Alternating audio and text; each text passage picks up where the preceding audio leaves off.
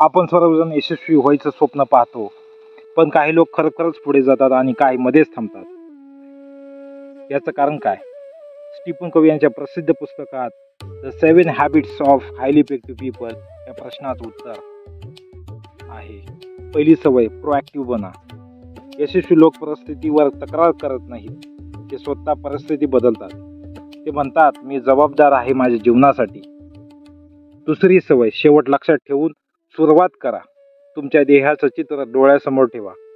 जोपर्यंत आपण अंतिम लक्ष्य स्पष्ट पाहत नाही, तोपर्यंत मार्ग सापडत नाही. तिसरी सवय, महत्त्वाच्या गोष्टी आधी करा.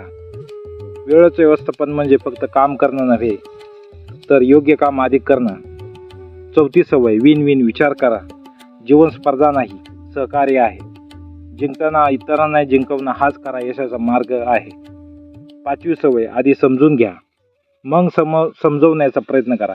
ऐकणं ही सर्वात मोठी कला आहे. समजून घेतल्याशिवाय कोणीही आपल्याला ऐकत नाही. सहावी सवय, सिनर्जी, एकत्रित शक्ती वापरा.